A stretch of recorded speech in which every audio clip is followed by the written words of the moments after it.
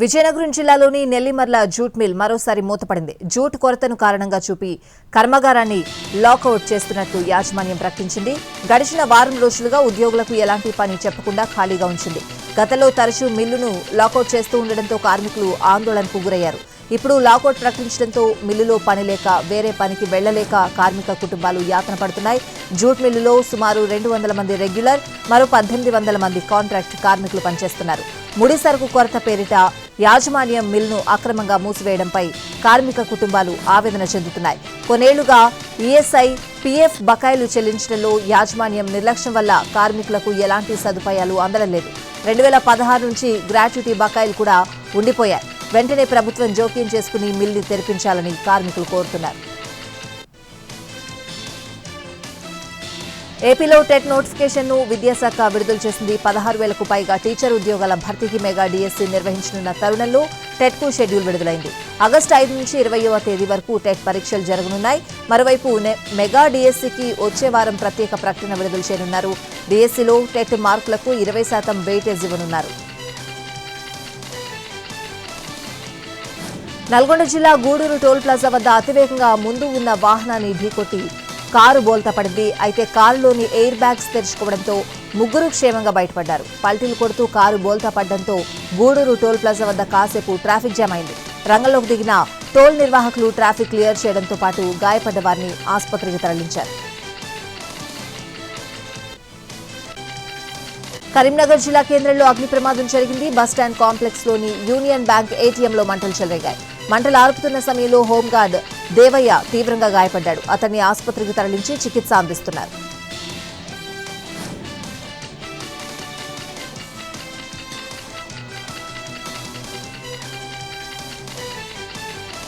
ఆంధ్రప్రదేశ్కు 3 రోజుల పాటు వర్ష హెచ్చరిక చేసింది రాష్ట్ర విపత్తుల నిర్వహణ సంస్థ. ద్రోణి ప్రభావంతో ఇవాళ అక్కడక్కడ తేలికపాటి నుంచి మోస్తరు వర్షాలు కురుస్తాయని, బుధవారం, గురువారం 2 రోజుల పాటు మోస్తరు నుంచి భారీ వర్షాలు పడే అవకాశం ఉందని హెచ్చరించింది. లోతట్టు ప్రాంతాల ప్రజలు అప్రమత్తంగా ఉండాలని సూచించారు అధికారులు.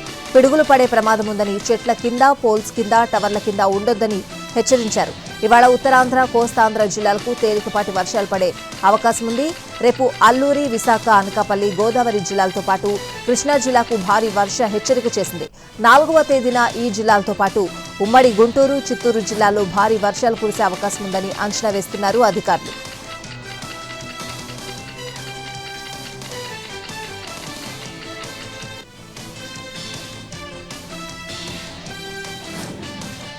లోక్సభలో రాహుల్ చేసిన ప్రసంగం బీజేపీ, కాంగ్రెస్ మధ్య మాటల యుద్ధానికి దారితీసింది. శివుడు, గురునానక్ ఫోటోలను చూపిస్తూ బీజేపీపై అటాక్ చేశారు రాహుల్. మహానుభావులంతా అహింసా మార్గంలో వెళ్లాలని, భయపడొద్దు, భయపెట్టొద్దని చెప్పారన్నారు. కానీ బీజేపీ సర్కార్ ప్రతిపక్ష నేతలపై అక్రమ కేసులు పెట్టి భయపడుతోందని విమర్శించారు.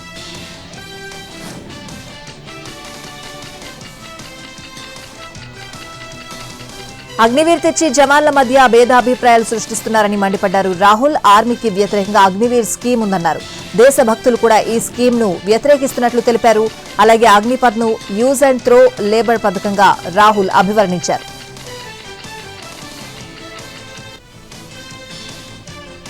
విధి నిర్వహణలో ప్రాణాలు కోల్పోయిన అగ్నివీర్ కుటుంబానికి ₹1 కోటి ఆర్థిక సాయం అందజేస్తున్నట్లు రాజ్నాథ్ సింగ్ చెప్పారు. తప్పుడు ఆరోపణలతో సభను రాహుల్ తప్పుదోవ పట్టిస్తున్నట్లు ఆగ్రహం వ్యక్తం చేశారు.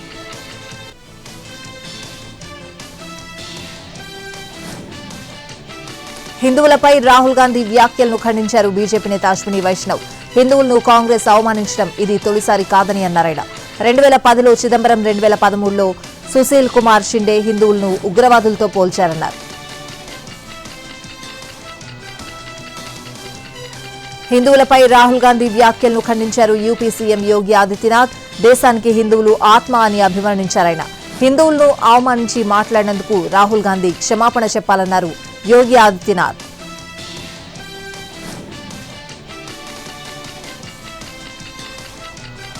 రాహుల్ గాంధీపై కేంద్ర ఆర్థిక మంత్రి నిర్మలా సీతారామన్ సంచలన వ్యాఖ్యలు చేశారు. హిందువుల పట్ల రాహుల్ బుజ్జగింపు రాజకీయాలు ద్వేషంతో ప్రారంభమై ద్వేషంతోనే ముగుస్తాయని అన్నారు. విపక్ష కూటమి భాగస్వామ్య పక్షాలన్నీ రాహుల్ బాటనే అనుసరిస్తాయన్నారు.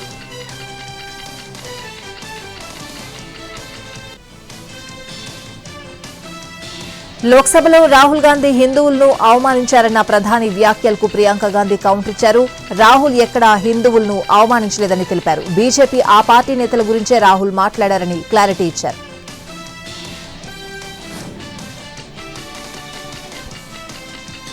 భారత్లో ఎన్ని అంతర్గత విభేదాలున్నా దేశ ప్రజలంతా ఒకటేనని ఆర్ఎస్ఎస్ చీఫ్ మోహన్ భగవత్ అన్నారు. శత్రు దేశాలు మనపై దాడికి యత్నించినప్పుడు అది స్పష్టంగా కనిపిస్తుందని చెప్పారు.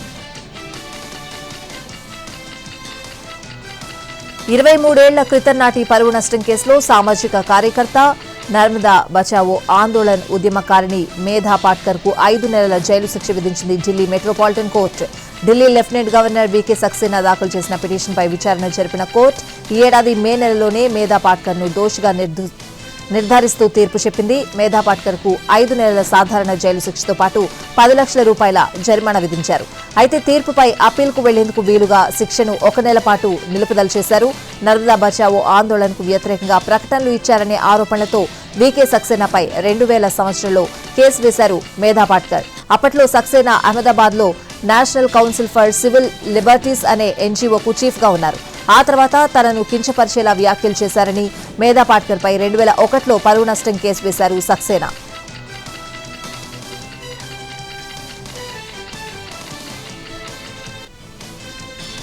మధ్యప్రదేశ్ అలీరాజ్పూర్ జిల్లాలో దారుణం జరిగింది. ఓ ఇంట్లో 5 డెడ్ బాడీలు పడి ఉండడంతో స్థానికంగా కలకలం రేపింది. దాంతో రంగంలోకి దిగిన పోలీసులు హత్యాకోణంలో విచారిస్తున్నారు.